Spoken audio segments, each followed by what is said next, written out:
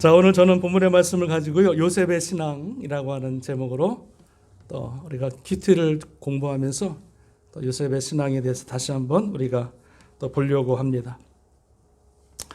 영국의 윌리엄 쿠퍼라고 하는 32살 먹은 청년이 있었습니다. 근데 이 쿠퍼라고 하는 사람이 삶의 어려움 때문에 자살을 시도합니다. 몇 번이나 시도하냐면 4번이나 시도합니다. 첫 번째는 템즈강, 영국의 템즈강에 물에 빠져 죽기 위해서 몸을 던지는데 옆에 사람 때문에 구출이 되어져요. 살아납니다. 안 되겠다 싶어서 이번에는 약을 먹고 음독 자살을 시도하는데 옆에 있는 주민이 빨리 발견해서 병원으로 데리고 가서 살아납니다. 세 번째는 면도칼로 자기의 손목을 그었는데 또 옆에 있는 주민이 빨리 발견해서 또 그를 살려냅니다. 마지막 4번째는 안 되겠다 싶어서 목에 밧줄을 메고 죽으려고 하는데 매달았는데 옆에 있는 또 이웃이 그를 빨리 발견하는 바람에 그의 생명이 살아나게 되어집니다. 이 쿠퍼라고 하는 사람이 이렇게 말합니다. 죽고 싶어도 못 죽는구나. 참 죽는 것도 내 맘대로 되는 게 아니에요. 사는 것도 내 맘대로 되는 게 아니고. 그래서 우울증에 방황하고 괴로워하는 그때에 한 예수 믿는 사람이 쿠퍼에게 찾아옵니다. 형제요, 삶을 그렇게 살지 말고 예수 믿고 구원받아라. 예수 믿으면 행복하고 당신의 삶이 고침받을 거다. 전도합니다. 그리고 그 쿠퍼라고 하는 사람이 마지막 희망, 그래 한번 예수 믿어보자. 그 말을 듣고 가까운 교회에 찾아가서 예배하고 말씀을 듣는데 성령님께서 그 안에 찾아오신 거예요. 그래서 그를 만나주시고 그를 회복케 하시고 그를 예수님의 구원의 자녀로 삼으신 거예요. 그 쿠퍼가 너무 감사한 거예요. 자기는 죽으려고 했는데 하나님이 나를 다시 살리셨으니 너무나 감사한 거예요. 그 소식을 듣고 누구를 만나냐면 이분이, 여러분 저거 아시죠? 뭐죠? 나 같은 죄인 살리신 그것을 찬송을 지으신 존 뉴턴이라고 하는 목사님을 그가 만나게 되어져요. 그리고 그 목사님의 영향을 받아서 그 쿠퍼라고 하는 사람이 하나님을 찬양하는, 하나님의 찬송하는 그런 사역을 감당하게 되어지는데, 이 쿠퍼가 주님 만나고 나서 그 주님이 나를 살려주신 것이 너무나 감사해서 하나님 앞에 찬송을 하나 만들었는데 그 찬양곡이 뭔지 아십니까? 258장 샘물, 아까 우리 찬양했던 거, 샘물과 같은 보혈은 뭐요?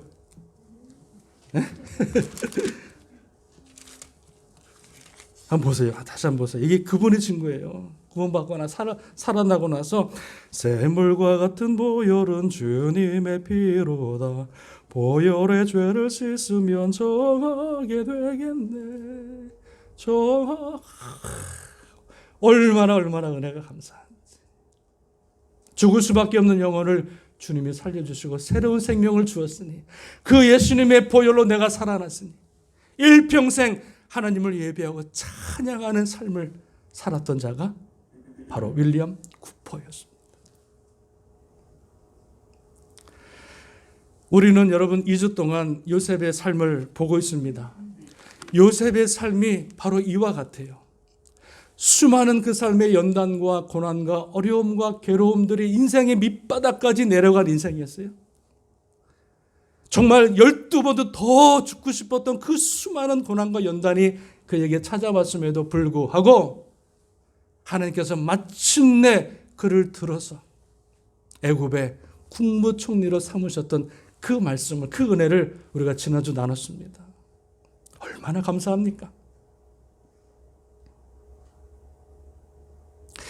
그 고난의 기간을 지나가 보면 생각해 보면은요, 말할 수 없는 어려움과 말할 수 없는 시련들이 있었지만 하나님께서 그 삶을 인도하셔서 애굽의 국무총리로 삼으셨으니 여러분 얼마나 감사해요. 오늘 본문의 말씀은 이겁니다. 이제 국무총리가 된 다음에 온 땅에 바로가 꾼 꿈대로 온 땅에 기근이 찾아오는 거예요. 애굽에도 기근이 찾아왔고 또 이스라엘 땅에도 기근이 찾아와서 먹을 것이 없는지라. 그래서 야곱이 어떡합니까? 그 형들을 어디에 애굽으로 보내서 그곳에 가서 양식을 좀 구해오라 이렇게 말합니다. 그래서 형들이 10명의 형들이 아버지의 명을 받아 이제 애굽으로 가게 되어지는데 그 애굽에 가서 이제 국무총리라고 하는 사람을 만나 이제 쌀을 구하게 되어지는 거예요. 그래서 쌀을 구하고 대화하는 이런 가운데 그 자루에다가 집어넣고 다시 아버지한테 가서 시므이가 잡혀 있고 이래서 돌아오는 장면. 다시 이제 곡식이 떨어져서 아버지의 명령을 다시 돌아와서 이제 애굽의 국무총리 요셉 앞에 서게 되어지는데 요셉이 그때까지 말을 하지 않죠. 내가 누구인지. 그러다가 이제 베냐민을 바라보는 요셉이 44장에서 막 웁니다. 22년 만에 자기의 사랑하는 동생을 보았으니 얼마나 감격이 넘칩니까? 그래서 따로 저 방에 들어가서 막 우는 거예요. 제가 이것을 읽는데요. 아마 저도 울음이 나오더라고. 요셉의 심정이 어땠을까? 22년 동안 그 고난을 겪다가 그 사랑하는 동생을 만났으니 너무 기쁜 거예요. 감격한 거예요. 그래서 방에서 막 울고 또 나와서 이제 형들과 함께 막 대화를 하는 가운데 형들이 아버지를 얘기하고 또 아버지 살아계심을 얘기하는 그 대화를 나누다가 오늘 본문의 말씀 보니까 1절에 요셉이 그 말을 듣고요. 그 마음을 주체하지 못해서 어떻게 해요? 모든 사람을 다 물리고 어떻게 해요? 대성통곡하며 막 우는 거예요. 여러분 이 눈물은 슬픔의 눈물이 아니라 기쁨과 감격과 은혜의 눈물이겠죠. 막 울고 막 웁니다. 그러면서 이제 자신의 신분을 밝히고 형들과 또 화해하고 그리고 나중에 이제 애굽을 살릴 뿐만 아니라 이스라엘 백성들을 살리는 그 모습이 여러분 45장, 46장 이어서 쭉 나오게 되는 것을 보게 됩니다. 오늘 제가 오늘 말씀을 통해서 보려고 하는 건 이겁니다. 하나님께서 17세에 애굽을 요셉을 노예로 파시고 30세에 애굽의 총리로 삼으셨잖아요. 그 몇 년입니까? 13년이죠. 그리고 애굽의 총리가 되어서 7년의 풍년이 지나갔어요. 그러니까 7년 지났으니까 20년이 됐죠. 그리고 풍년이 지나가고 흉년이 되어서 2년째, 그러니까 흉년이 찾아온 지 2년째에 이제 형들을 만나고 아버지를 만나게 되어서 이제 그 인생이 펼쳐지게 되는 거예요. 그러니까 하나님께서 22년이라고 하는 그 요셉의 시간을 보면서 그를 인도하신 그 삶을 보면서 그 요셉의 신앙이 어떻게 바뀌었을까? 노예로 팔려왔던 그 22년 전의 요셉의 모습이 아니라 22년 동안 하나님이 인도하셨던 수많은 연단의 길을 걷게 하셨던 후에 22년 후에 요셉의 신앙은 과연 어떤 신앙이었을까? 하나님께서는 22년을 통해서 요셉을 통해서 만들고자 했던 그 신앙의 모습은 과연 무엇일까? 이것을 여러분 보려고 하고 오늘 45장의 말씀이 어떻게 보면 결론에 해당하는 부분입니다. 마지막 22년을 찍는 결론의 부분이죠. 그래서 저는 오늘 본문의 말씀에서 요셉의 이 고백을 통해서 요셉이 가지고 있던 믿음과 신앙에 대해서 한 두세 가지로 보는데 시간이 안 되면 두 가지만 보고 마치려고 하는데요. 요셉의 신앙을 한번 우리가 보려고 합니다. 자, 여러분 첫 번째 요셉이 가지고 있었던 신앙은 어떤 신앙이었냐면 첫 번째는 이겁니다. 요셉은 하나님의 섭리를 22년 만에 깨닫게 되어집니다. 하나님의 섭리. 여러분 오늘 본문의 말씀 5절 말씀 잠깐 보세요. 5절 말씀 같이 읽습니다. 시작. 당신들이 이곳에 팔았다고 해서 근심하지 마소서, 한탄하지 마소서. 하나님의 생명을 구원하시려고 나를 당신들보다 먼저 보내셨나이다. 이렇게 고백하잖아요. 형들을 만나고 지금 이렇게 고백하는 거예요. 내가 지금 이 애굽 땅에 온 것은 당신들이 나를 보낸 것이 아니라 하나님이 나를 보내셨다. 이렇게 고백하는 거예요. 대단한 고백이에요. 22년 전에 모든 삶을 돌아보니까 요셉이요, 이렇게 고백하는 거잖아요. 지금 형들에게 미움을 받아서 내가 애굽 상인에 팔려간 것도 누구의 섭리였어요? 하나님의 섭리였다는 거예요. 그게 그때는 막 울고 슬프고 괴롭고 분노했는데 지나고 나니까 그 모든 형들의 미움을 받아서 그 상인한테 팔려간 것, 이것도 하나님의 섭리였고, 그리고 그 상인을 통해서 애굽에 살고 있는 보디발, 애굽의 땅으로 노예로, 보디발의 노예로 팔려간 것도 상인의 손에 의해서가 아니라 하나님이 인도하신 섭리였음을 깨닫게 되고요. 그리고 보디발의 아내인 그 아내에게 모함을 받아서 힘든 감옥에 들어간 것도 그 보디발의 아내 때문이 아니라 하나님이 계획하시고 예비하신 섭리 가운데 있었다고 하는 것. 그리고 그 감옥에서 관원장을 만나는 것도 다 뭐예요? 하나님의 섭리였다고 하는 것을 요셉이 깨닫게 되어지는 거예요. 그때 그 길을 지나갈 때는 몰랐어요. 그때 그 길을 지나갈 때는요, 내 인생에 왜 이렇게 고난이 찾아오고 어려움이 찾아오고 왜 이렇게 힘든 일이 찾아오고 왜 다른 사람들한테 왜 이렇게 고난과 이렇게 시험을 받아야 되는지 몰랐어요. 그런데 지나고 나니까 이제 22년 만에 그 자식을 판 형들을 바라보니까 그 모든 삶의 여정 가운데 누가 함께 하셨다? 하나님이 함께 하셨다. 그리고 요셉의 발걸음 하나하나, 안고 서는 것마다 하나하나, 만나는 사람마다 모든 사건 가운데 주님이 함께 하셔서 하나님의 손길이 그의 삶을 인도하셔서 하나님의 계획대로, 하나님의 예정대로, 하나님의 선하신 뜻 가운데 그를 인도하셨음을 여러분 요셉이 22년 만에 깨닫고 고백하는 거예요. 그래서 형들이 나를 이 땅에 보낸 것이 아니라 하나님께서 나를 보내셨나이다. 이게 바로 뭐예요? 하나님의 섭리의 신앙이라는 거예요. 하나님의 섭리라고 하는 것은 내 삶의 모든 것들을 하나님의 주권 가운데 나를 인도하시는 것, 이게 섭리고요. 하나님이 나를 인도하신다라고 믿는 게 섭리 신앙이에요. 할렐루야. 저와 여러분의 모든 삶을 하나님이 인도하시고 그 가운데 하나님이 주권 가운데 우리를 역사하시는 줄로 믿습니다. 믿습니다? 참새 한 마리가 떨어지는 것도 우연이 아니잖아요. 참새가 몇 아사르연에 팔리는 것도 우연이 아니잖아요. 하물며 하나님의 자녀들의 삶을 하나님이 그냥 내팽겨쳐 놓으시고 방관하시겠느냐? 그게 아니라는 거죠. 저와 여러분의 모든 삶을 돌아보시고 또 모든 삶 가운데 하나님 역사하시고 모든 삶 가운데 하나님의 섭리를 아름답게 이루어 나가는 줄로 믿습니다.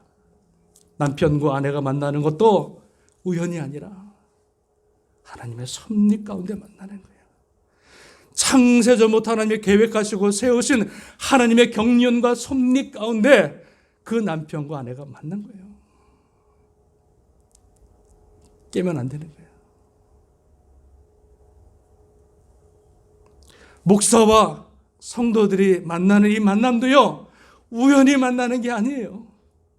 저와 여러분들이 목사와 성도로 만나는 것은요, 뭐 지나가다 교회 들려가지고 등록해서 이게 아니에요. 내가 교회 오고 싶어서 오는 것도 아니고 하나님의 섭리 가운데 저를 인도하셨고 저와 여러분을 주님의 은혜 가운데 경륜 가운데 만나게 하신 줄로 믿습니다. 내가 땅끝 교회에 나와서 이렇게 예배하고 하나님을 찬양하는 하나님의 성도로 세움받은 것, 이거는요 보통 하나님의 섭리가 아니죠.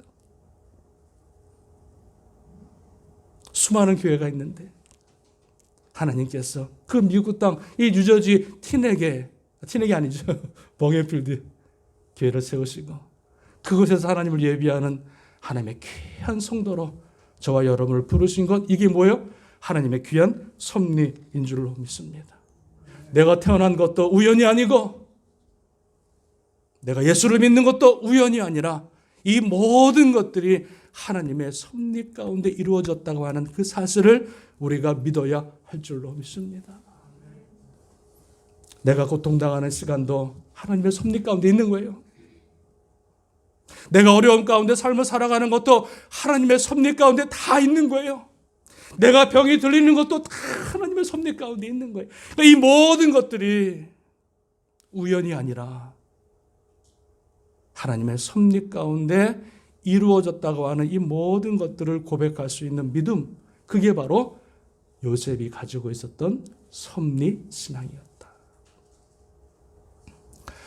섭리신앙에 대해서 잘 말씀하고 있는 성경의 구절이 이게 있습니다. 사도행전 28장에 보면은요, 이런 얘기가 나와요. 사도 바울이 로마로 압송해서 배로 가는데 큰 유라굴로 태풍을 만나잖아요. 그래서 할 수 없이 멜리데 섬이라고 하는 곳에 배가 정착을 하게 됩니다. 근데 그곳에 도착해서 너무 추우니까 그 사람들이 불을 피워줬는데 불을 쬐다가 어떻게 돼요?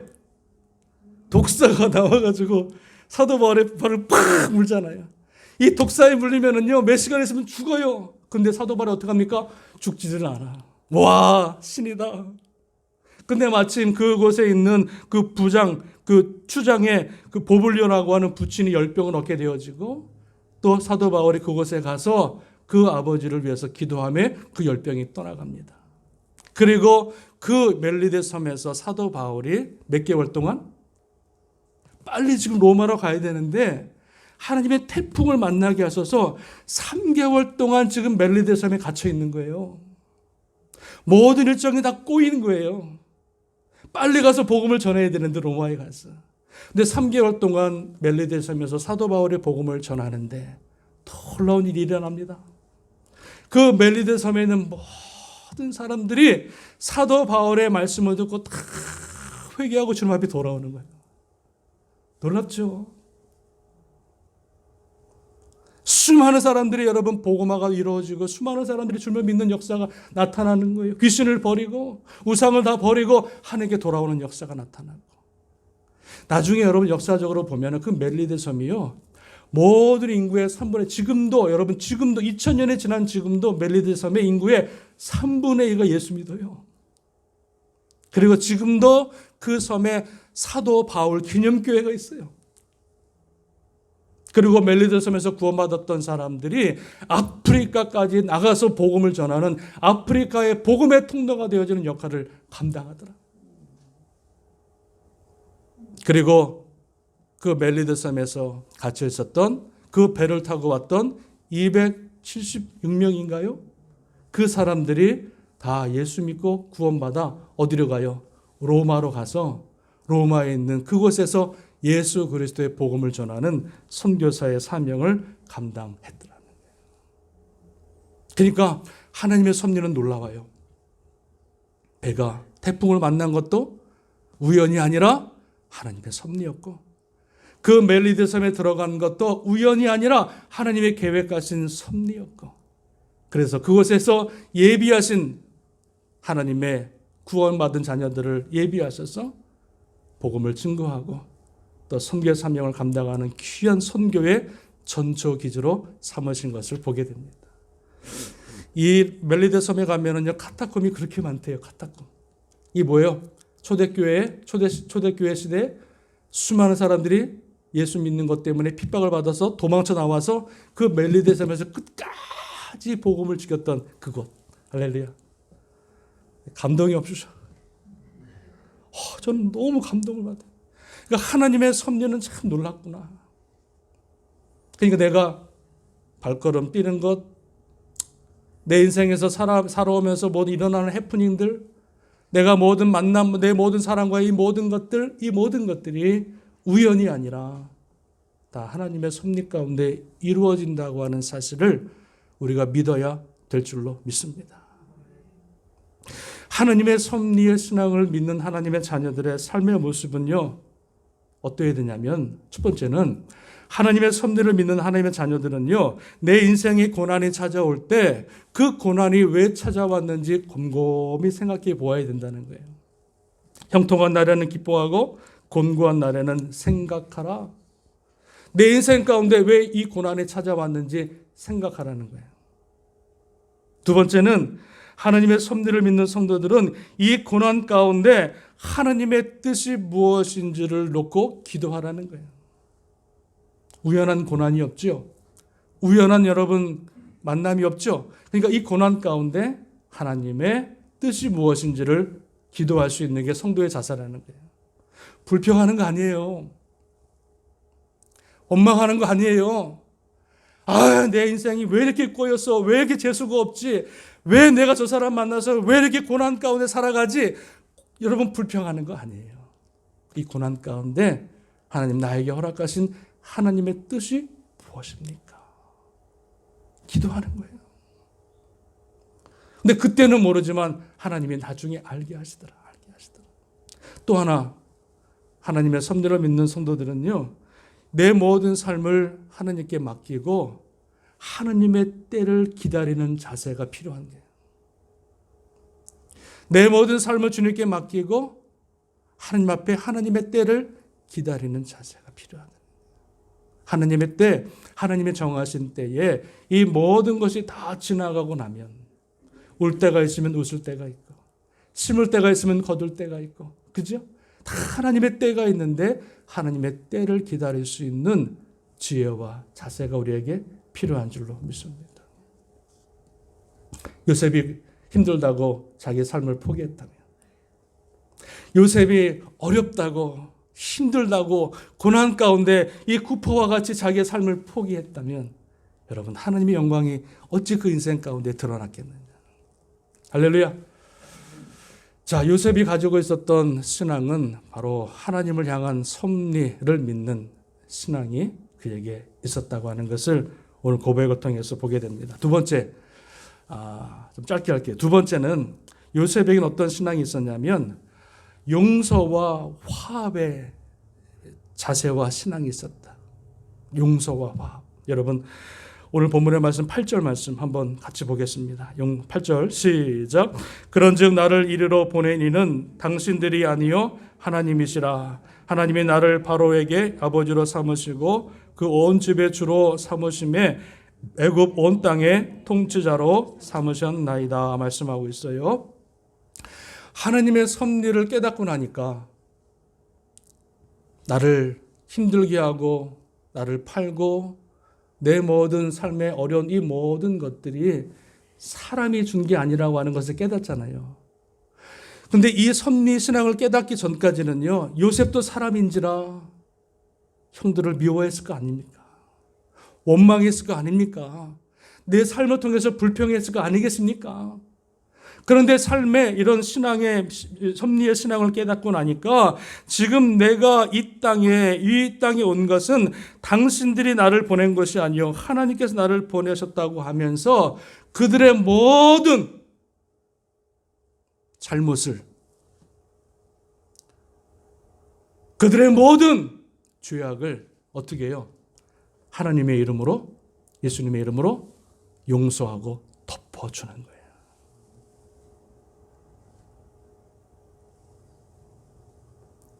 요셉은 얼마든지 그를 복수할 수 있는 힘과 권세가 있었어요. 그러나 그 힘과 권세를 사용하지 않았어요. 왜? 하나님의 섭리 신앙을 믿고 나니까 그들을 판단할 수도 없고 그들을 정죄할 수도 없고 하나님께서 나를 보내셨다고 하는 것을 믿고 나니까 다 그들이 뭐예요? 하나님의 섭리 가운데 쓰임받은 거예요.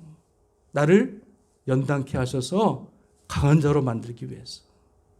나를 어려움 가운데 집어넣어서 더 믿음의 강한 자로 더 하나님을 의지할 수 있도록 만들기 위해서 하나님의 사람을 사용하신 거예요. 도구에 불과한 거예요, 여러분, 사람은.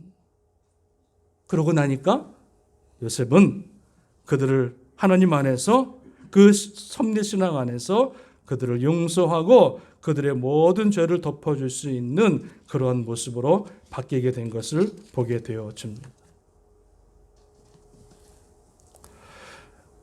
오늘 본문의 말씀은 아니지만 창세기 50장에 보면은요, 20장에 20절에 이런 말씀이 있습니다. 당신들이 나를 헤아려 하였으나 하나님은 그것을 선으로 바꾸사 오늘과 같이 많은 백성의 생명을 구원하게 하시려 하셨나니 당신들은 두려워하지 마소서. 내가 당신들과 당신들의 자녀를 기르겠나이다. 이렇게 고백합니다.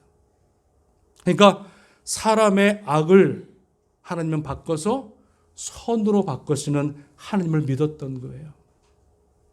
사람들을 나를 악하게 한다 할지라도 하나님은 그 악을 변해서 선한 모습으로 바꿔주시는 하나님임을 여러분 요셉이 고백하고 있는 거예요. 그래서 우리 삶에 예기치 않은 고난과 연단과 사람을 통한 이 모든 시험, 이런 모든 것들이 하나님께서 그것들을 통해서 아름다운 선을 이루어 나가시는 하나님의 역사의 방법이었더라. 할렐루야. 이걸 깨달아야 돼요. 로마서 8장 28절에 제가 좋아하는 말씀입니다. 우리가 알거니와 하나님을 사랑하는 자 곧 그의 뜻대로 부르심을 입은 자들에게는 모든 것이 합력하여 선을 이루느니라. 이렇게 말씀하고 있어요. 그러니까 하나님은요, 모든 것들을 다 가지고 아름다운 하나님의 선의 역사를 이루어 나가시는 분이 우리 하나님이신 줄로 믿습니다. 그래서 하나님의 섭리 신앙을 믿는 자들은요, 사람과 반목하지 않습니다. 나를 힘들게 하는 것은 저 사람이 힘들게 하는 것이 아니라 칼이 칼을 날카롭게 하듯이 저 사람을 통해서 내 믿음을 지금 깎으시는 거예요.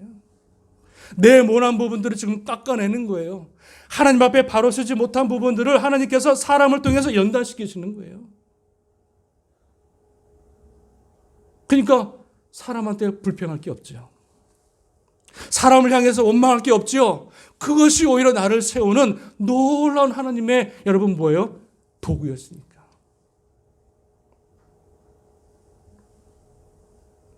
그리고 하나님의 섭리를 믿는 자들은 악을 악으로 갚는 것이 아니라 악을 뭐로 갚아요? 선으로 갚는 거예요. 요셉이 뭐라 그러니까 내가 당신들의 모든 자녀들을 다 키우겠나이다. 형들이여 안심하소서. 형들은 자기를 죽일까 봐 두려워하는데 요셉이 그 힘을 가지고 요셉은 뭐라 그러니까 형들이여 안심하소서. 내가 당신들을 다 용서하고 당신의 자녀들까지 다 내가 책임지겠나이다. 얼마나 멋있어요, 여러분. 얼마나 멋있어요. 그러니까 하나님을 향한 섭리 신앙이 있으니까는요, 다 용서가 되는 거예요. 다 이해가 되는 거예요. 용서하지 못할 죄가 없는 거예요. 서로 반목할 이유가 없는 거예요. 그 모든 것들을 통해서 선을 이루시는 하나님을 발견하니 그 모든 것들이 다 누구를 위해서? 나를 위해서 하나님이 허락하신 사건과 사람과 해프닝이었다는 거예요. 믿으십니까? 그것을 깨닫지 못하면요, 우리는 매 순간마다 불평이야. 이 일이 일어나서 불평이고 또 저 일 때문에 불평하고 저 사람 때문에 불평하고 이 사람 때문에 불평하고 매일 평생 여러분 불평하다 끝나는 인생이 되어지는 거예요. 그러면 안 돼요, 여러분. 하나님께서 악을 선으로 바꾸시는 선하신 하나님이심을 믿고 그 믿음 가지고 살아갈 때 우리는 불평과 원망이 아니라 감사와 찬양이 나오게 되는 줄로 믿습니다. 하나님의 여러분 섭리를 믿는 그 다윗은요, 이런 얘기가 있습니다. 사무엘하 16장에 보면은요, 다윗이 압살롬의 반역 때문에 좀 도망가는 장면이 나와요. 그죠? 도망가는데 그때 도망갈 때 누가 여러분 길거리에 나와서 누가 나오냐면 시므이라고 하는 사람이 나와요. 그 사울의 뭐 이렇게 사람이 나와서 다윗이 막 지금 피난에 도망가는데 울면서 도망가는데 그 시므이가 그 길에서 뭐라 그래요? 다윗을 향해서 사울의 저주가 너에게 임할지어다. 막 다윗에게 저주를 퍼붓는 거예요. 지금 피난 가는데 그 아들을 피해서 막 저주하고 막 돌을 막 던지고 막 그냥 저주를 하는 거예요. 그때 다윗의 장군 아비새가 저 개 같은 자가 어찌 왕을 욕하나이까? 내가 지금 단숨에 그 목을 베겠나이다. 그럽니다. 그때 그 말을 듣고 여러분 다윗이 뭐라 그럽니까? 다윗이 여러분 그 말을 듣고 자, 이렇게 말합니다. 그 아비새의 말을 듣고 다윗이 뭐라 그러냐면 가만둬라. 여호와께서 그에게 명령하신 것이니 그가 저주하게 내버려 두라. 이렇게 말합니다. 지금 자기를 저주하는 것은 이 시므이가 아니라 여호와께서 그에게 허락하신 거라는 거예요. 그래서 그 사람을 죽일 필요가 없다는 거예요. 그러면서 다윗이 뭐라 그러냐면 혹시 여호와께서 나의 원통함을 감찰하시리니 오늘날 그 저주 까닭에 저주를 선으로 내게 갚아주시리라. 여러분, 시므이 죽이는 거 그 뭐가 힘든 일이에요. 단숨에 죽여버리지. 근데 그 시므이의 저주까지도 하나님의 허락하심을 다윗은요 깨닫고 믿었던 거예요. 그리고 그 악을 선으로 갚아주고요. 나중에 다윗이 회복이 되어서 예루살렘 궁전으로 올라올 때 어떡합니까? 모든 신하들이 저 시므이를 죽이소서 그러는데 다윗이 뭐라 그래요? 죽이지 말라. 내가 저를 반드시 죽이지 않고 살려두겠다 약속합니다. 참 멋있는 신앙이죠.